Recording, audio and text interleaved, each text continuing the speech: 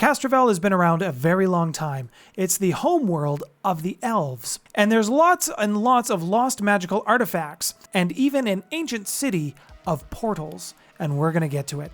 Hello everyone, welcome to the Maple Table. My name's Nathaniel. This is a channel where we discuss lore around some of your favorite role-playing games such as Starfinder, Werewolf the Apocalypse. If that's something you're interested in, I would love to have you join me at the table. You can do so by hitting that subscribe button and that bell notification to get more videos like this from myself. Castrovel had civilization on it for thousands of years, even before the gap. You can look at some of ancient Pathfinder history and find that the Elves, the Lashunta, and the Formians, they lived there, they didn't really get along together. In ancient times, Castrovel was actually littered with elven portals, and these were called the Ayudara. Not only did these portals link various spots on the planet to each other, but they also gave Castrovel links to other planets before spaceflight was a thing. The Lashuntas and the Formians, they were at war with each other for thousands and thousands of years. That was until the Shirans actually brokered a peace deal between these two species in 287 after Gap. Thanks to the Shiran brokered peace treaty between the Lashuntas and the Formians, this happened about 30 years ago, the thousands of years of war between the two of them have actually come to a stop. And it was particularly bad for the Formians because they were not only fighting with the Lashuntas, but they were also fighting themselves. And we'll talk about that in a little bit. So what kind of planet is Castrovel anyways? It is basically a tropical paradise. It is hot, it is humid, it has continent-spanning jungles, home to very ferocious carnivorous plants, and while I did just call it a tropical paradise, it does actually contain nearly every biome that you would think to find on this planet. Despite having lots of cities, tons of settlement, and industry, it does still have quite a bit of wild space on the planet. This is just a very difficult planet to tame. Xenodruids love it here. The way that many of the cities protect themselves from the jungle overgrowth, you would find fences, electrified fences, and gun turrets. These are very common when it comes to any city, especially the ones that live near the wilds. Did I mention that there are mold storms that happen on the planet? Basically a swarm of spores that turns stuff into fungus. It breaks down organic matter, and it really wreaks havoc on the computer systems. Castrovel also has one moon called Elindre. There is no atmosphere on this moon, but that did not stop the elves from being the industrious buggers that they are. This moon is where you will find a majority of Castrovel's ship production. You don't have to worry about the environment when there isn't one. Castrovel is the second planet from the Sun in the Pact World system. In Pact Standard Time, this planet takes half a year to go once around the Sun, but its day cycle is still 24 hours. Castrovel was known to have portals that linked the planet to others in the solar system. In the ancient wars that happened before spaceflight was really a thing, or even high technology, the Lashuntas figured out how to use these elf portals. They were called elf gates by basically everyone who wasn't an elf. Many of these portals connected Castrovel to Akaton, and it was because of this that Castrovel actually had a very close relationship pre-Gap with Akaton. Unfortunately now, the state of Akaton, there really isn't much happening on that planet. It's kind of dying. However, some less common or lesser known portals, especially at the time, connected Castrovel to Triaxis as well as the lost planet Galorion. Unfortunately, many of these portals, or the majority of these portals, are located in a place called Telasia, the Portal Grove. And this place has been taken over by a green dragon. And we'll talk about that one in a little bit. Remember those mold storms that I mentioned? Unprotected settlements have actually been lost to this event known as Death Bloom. What happens is there is a mass flowering or a spawning of spores from some of the fauna. And while these events are infrequent, thankfully, there is really no warning system developed for when these happen. Even after all this time, the elves have only been able to come up with 2 different types of armor to only resist the effects of the mold storm. It doesn't actually stop it. And keep in mind, the mold can eat away organic material within a couple of hours. It's not uncommon to see adventuring groups who are exploring the wilds of Castrovel to have polycarbon or nanocarbon-based armor. Planet-wise, there has been some scientists that are ringing alarm bells trying to get all the governments on the planet to act as one. And this is because the mold storms have been growing in frequency, and also they've been getting a lot more effective at breaking down material. Castrovel is divided into 4 main continents. Asana is the largest continent on Castrovel, and it is home to the Lashuntas. The Lashuntas have documented much of their continent. Most of it would be around the shores and some of the mountains that they've been able to get to explore. Unfortunately, it gets a little bit shady when you start going more inland and towards the forests. The Formians have also taken a southern continent, and most outsiders will refer to this as the colonies. Depending on what Formian you ask, they might give it a different name depending on how they view the Queen Hive Mother. But for simplicity, we're just going to call it the colonies. This will leave Sovereign. If I'm pronouncing that incorrectly, I apologize. This is the home of the Elves, and they like to be separated from everybody else, and they couldn't have picked a better continent to do that with. In the sea that separates this continent from the rest of everything else, there are very dangerous icebergs. There are Psy whales. And Castrovel also has its own version of the Kraken, which we're going to call Como Hughes. The last continent of Ukulum is, it's a forest nightmare. This continent has had many expeditions trying to settle it and to tame the wilds that are there. Unfortunately, it's just a dangerous place. It's home to vicious man-eating plants, or elf-eating plants, if you will. Nonat1s did a video called The Gardener of Death, and I like to think that what he covered can largely be found on this continent. So let's talk briefly about the Lashuntas, the Formians, and the Elves and how they organize themselves and what type of governance they've got. The Lashuntas of Asana organize themselves by city-states. Each city-state controls a small amount of land and resources that's typically immediately around them. And depending on what city-state you go to, can actually depend on how it's governed. Some of them will have monarchies, some of them will have democracies, some of them will just have a ruling family line forever.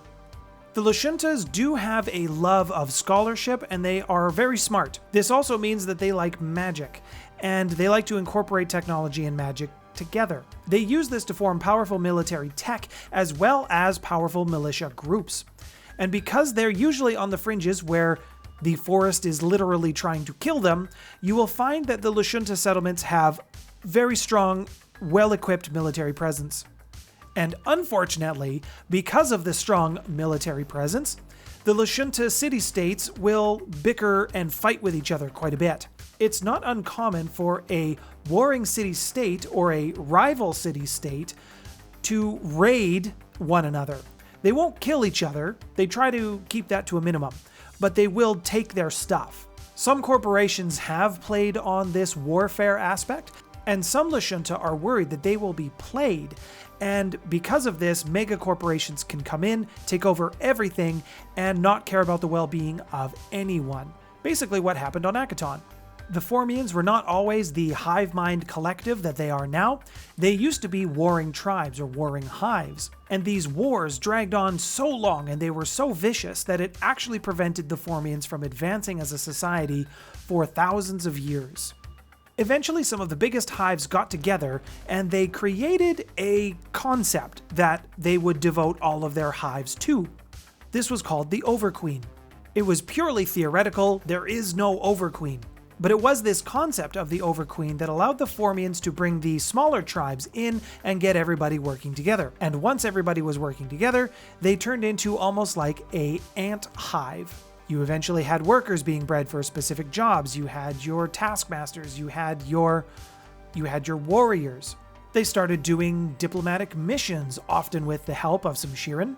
And they started to learn and accept other tribes and get their point of view, and this helped them progress into an economic powerhouse, actually. The Formians started developing manufacturing business. They had factories, they had pit mines. Not great for the planet, but they were getting paid. Workers could actually gain rank because they were working in a business or working for a corporation. It was the Elves, though, who completely changed after the gap. This loss of memory really affected them the most. Elves aren't actually known for their hospitality and opening with welcome arms. The gap unfortunately drew them even further inward and made them much more xenophobic. Elves became even less social, which is hard to imagine. Elves also started having lower birth rates, which they also take a long time to birth. And in order to combat the lower birth rates, the sovereign government implemented something called blood right. This was actually a boon for the half-elves, or anybody who had elven blood in them. Anybody who had visual signs of being an elf, I'm going to say the pointy ears, they could claim citizenship of Castrovel. And this was designed to try to bolster the population as long as you were elven. Even though the elves had withdrawn into themselves, this doesn't mean that they stopped trading entirely. They did become a little bit more strange though. For example, it's not uncommon for elves, if you're doing trading with somebody that they're unfamiliar with or just uncomfortable with, elves will just wear a mask and you won't get to see their face. Post-Gap, this has started to become a more common trend with elves. Elven goods are still some of the best that you can find. Their craftsmanship is unrivaled, and they've really taken this to kind of the next level.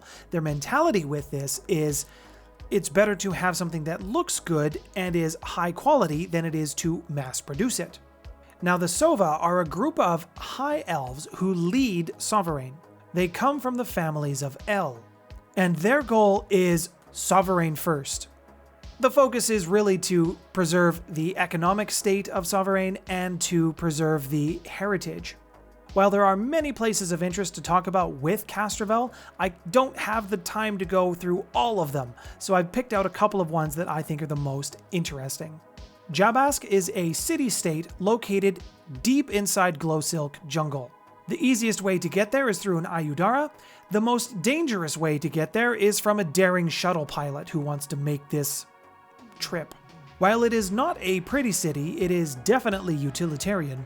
They are constantly protecting themselves from the jungle, which is always attacking them, not to mention the jungle monsters that just want to eat them and get rid of them. The reason you would want to go there is because you would want to talk to the Prophet of the Wood. He is the greatest of the tree sages. He is said to commune mystically with a higher power called the Ken, and he frequently gives travelers or visitors pearls of knowledge or wisdom or scientific revelation, and they're almost always right. And the citizens that live here, outside of being ever watchful for the jungle that is trying to kill them, the monsters in the jungle that is also trying to kill them, they also have to be on the lookout for the mold storm, as they happen quite frequently in this area. Laubu Mesa is a city that sits on Laubu Mesa. This city's claim to fame is that it has never once been conquered throughout its history. In ancient times, Laubu Mesa trained some of the best cavalry riders, and they would ride Shotalashu mounts. These are winged creatures, native to the planet and very popular. In modern Starfinder, that city now trains some of the best pilots you will see in the Pact Worlds. Nerundel sits on top the Coronath Divide. It is a city mostly inhabited by gnomes. It's most popular for its university as well as the Green Gate. The Green Gate is a portal that goes to the First World, and it allows the gnomes who live here to trade with the Fae. And it's because of this Green Gate that the mountainous region that this city sits on is actually very well populated with plants, which is unusual because it's a rocky wasteland around the city. Biotech researchers as well as spell workers travel to this university to learn what they can about the Green Gate. The Xenowardens also keep a permanent delegation at the university to make sure that whatever power is coming out is not abused. Southwatch is a city fortress on Sovereign's most southern point. It is just a few miles from the frozen cliffs of Orovas. Each winter, the ocean between the two landmasses there freezes, and that is when the excitement starts for the city. Very hungry Orovox come across this now frozen land bridge, and they attack the city all the time, every winter, every year, without fail. Southwatch has tried many different tactics to not only blow up the causeway, but it just refreezes. So they basically have to wait for springtime or summertime for it to be warm enough for this causeway to go back to being water, and that's when the animals stop attacking. In the off-season, although they have tried to bombard them and blow them up from the sky, these creatures will bury themselves deep into the snow and ice, and bombs just can't reach them. The strange thing is, over the last couple years, the Orvax have not attacked the city. Some think that it's because of their persistence that the numbers of these creatures have died off. Others think that because they're semi-intelligent, they're planning something big. And lastly, this brings us to Telasia, the Portal Grove. It's recorded in ancient history, at least what hasn't been wiped out by the Gap, that Telasia was a magical transit hub. The city, which is mostly built out of trees, it contained most of the planet's Ayudara, and residents would pay transarchs, people who controlled the portals, to send them where they wanted to go. Sometime during the Gap, that changed. Right now, that city is claimed by a green dragon, Urvosk. And not only does he claim the city, but he also claims the sole title of High Transarch. Sovereign has tried to claim the city not only militaristically, but also legally from Urvosk. And unfortunately, Urvosk has lots of high-paid lawyers who have defended him, and he still owns the grove. One thing that has stopped Sovereign from making an all-out military push on the city is that Urvosk has claimed that there are thermonuclear devices in every building, and they really don't want to push it and find out. However, Urvosk has allowed people to use his portals, mostly after they've paid him off. Urvosk does have a soft spot for adventurers, and he does allow them to use his portals, or rather he hires them to go through the portals and report back to him on what they found on the other side. Some of the locations have been lost to history, and Urvosk claims to be the only one who knows where they go. There are so much more interesting places that I didn't get a chance to cover. I pulled everything today from the book behind me, The Pact Worlds. There wasn't a lot to be found on the wiki articles, and I did try to pull a little bit of information from the Pathfinder wikis there as well. Castrovel is amazing. It is a high-tech place, it is a high-magic place. You have the Lashuntas, the Elves, and the Formians. I'm not a particular fan of the Formians, but they exist. I'm a sucker when it comes to magic stories or extra-planar stories, as evidenced by the Univesity. If you wanted to have some Fae stories, make this a location for you to start playing with. And if you wanted to get to some of the outer edges of space or just go someplace weird, don't be afraid to have your adventurers cross paths with this green dragon, provided they're willing to work with him and make some sort of a deal. Elves are still a common race in the Pact Worlds with Starfinder. They did transition fairly well from the Pathfinder days into the Starfinder days. The core rulebook does give you some options on them, but if you're looking for some of the best fit for an elf character, you'll want to have the character operations manual as well. Links will be in the description below for every book as well as video that I've talked about today. If you enjoyed the video today, please give me a thumbs up. It lets me know to make more of these for you.